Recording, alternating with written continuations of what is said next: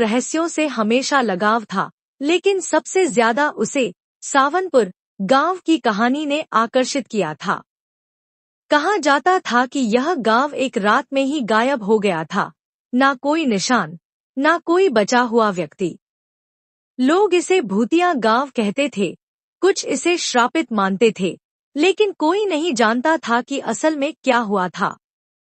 राहुल ने ठान लिया कि वह इस रहस्य को सुलझाएगा। एक दिन वह अपने कैमरे और टॉर्च के साथ उस घने जंगल में गया, जहां कभी सावनपुर हुआ करता था। जैसे जैसे वह अंदर बढ़ा, जंगल में एक अजीब सी खामोशी छा गई। न कोई पक्षी चहचहा रहा था, न हवा की सरसराहट सुनाई दे रही थी। कुछ घंटे भटकने के बाद राहुल को जो दिखा, उस पर वह यकीन नहीं कर सका। सावनपुर वहीं था।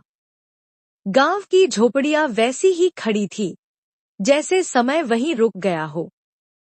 गलियां साफ सुथरी थी, घरों के बाहर दीपक जल रहे थे, लेकिन एक भी इंसान नहीं था।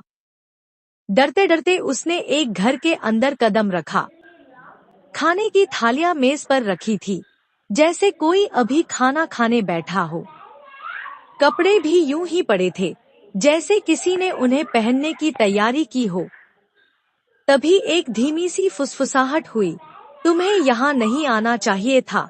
राहुल ने तेजी से मुड़कर देखा। कमरे के कोने में एक परछाई हिली। वह घबराकर बाहर भागा, लेकिन बाहर आते ही उसकी सांसें थम गईं। गांव अब बदल चुका था। घर टेढ़े मेढ़े हो गए थे, रास्ते घुमावदार हो गए थे, और आसमान अचानक गहरा काला हो गया था। चारों ओर से वही फुसफुसाहट गूंजने लगी। अब तुम भी हमारे साथ रहोगे। राहुल ने भागने की कोशिश की, लेकिन जंगल की राह बंद हो चुकी थी। गांव जैसे चारों ओर से उसे जकड़ रहा था। अगले ही पल सावनपुर फिर से गायब हो गया, इस बार एक और नई आत्मा के साथ।